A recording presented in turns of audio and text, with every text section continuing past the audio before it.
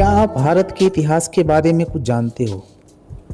आइए आज हम जानते हैं भारत के इतिहास के बारे में, जहाँ मिट्टी का हर कण कुछ न कुछ इतिहास बताता है और हर कण में कुछ न कुछ इतिहास बसता है। जहाँ गुफाओं में सभ्यता के निशान हैं, वहाँ सम्राटों ने साम्राज्य रचे और संतों ने ज्ञान का दीप जलाया। आइए चलिए करते हैं एक यात्रा भारत के इतिहास की पूरी कहानी, प्रागैतिहासिक युग से लेकर के आधुनिक भारत तक की। बहुत पहले, जब ना राजा थे ना राजधानियाँ, तब इंसान गुफाओं में रहता था। मध्य प्रदेश की भीमबेटका की गुफाएं आज भी बताती हैं कि भारत में सभ्यता की शुरुआत कितनी प्राचीन थी। यहाँ के चित्रों में हम देख सकते हैं शिकार करते लोग, नृत्य करती स्त्रियाँ और सामूहिक जीवन की झलक। यहीं से भारत की कहानी की शुरुआत होती है। फिर धीरे धीरे सभ्यता का विकास हुआ और हम थोड़ी विकसित हुए और अन्य सभ्यताएं हमारे देश में बसी, जिसमें से प्रमुख सभ्यता है सिंधु घाटी सभ्यता। हड़प्पा और मोहनजोदाड़ो के शहर बताते हैं कि भारत उस समय कितना उन्नत था। सड़कों की योजनाबद्ध संरचनाएं मौजूद थीं, जल निकासी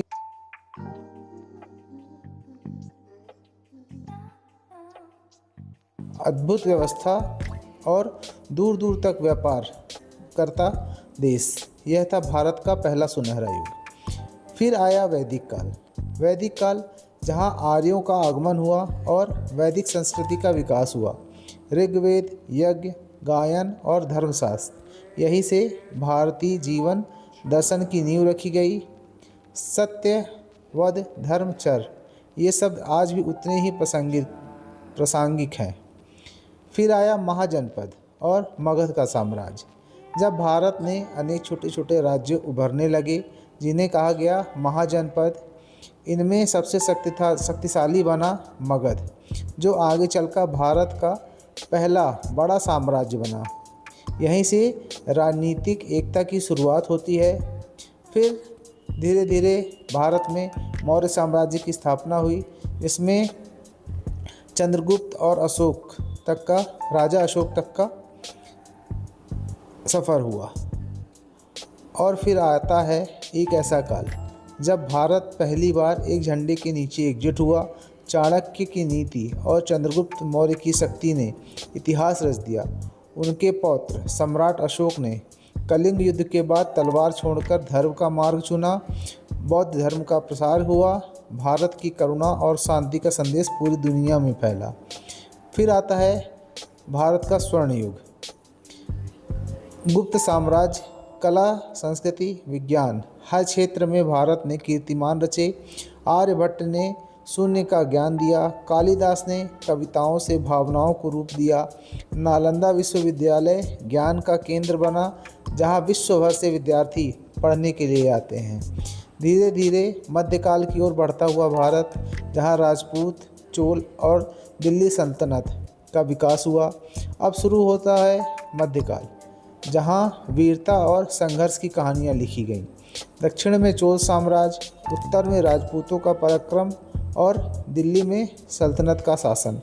यह काल युद्धों का भी था और स्थापना काल भी था। कुतुब मीनार, कोणार्क मंदिर जैसे अद्भुत निर्माण इसी युग की देन है।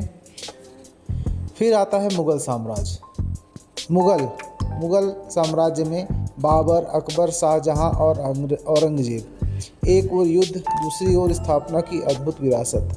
ताजमहल, लाल किला, फतेहपुर सीकरी आज भी उस युग की कला और वैभव की गवाही देते हैं। अकबर के दौर में भारत एक बहुसांस्कृतिक साम्राज्य के रूप में चमका।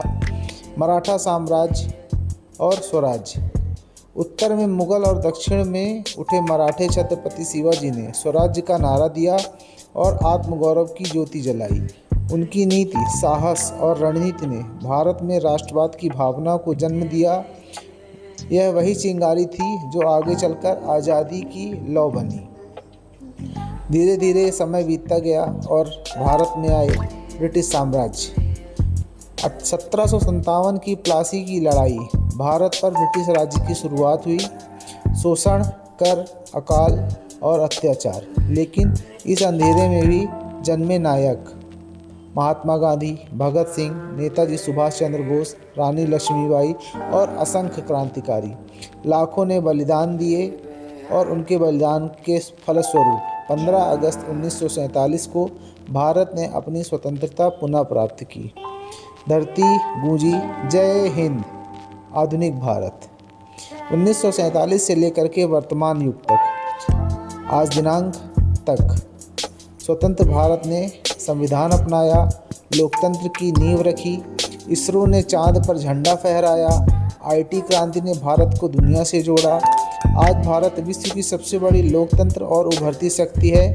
एक नया युग है, आत्मनिर्भर भारत का युग। भारत सिर्फ एक देश नहीं, एक सभ्यता है जो हर दौर में सीखती है, संघर्ष करती है और फिर उठ खड़ी होती है।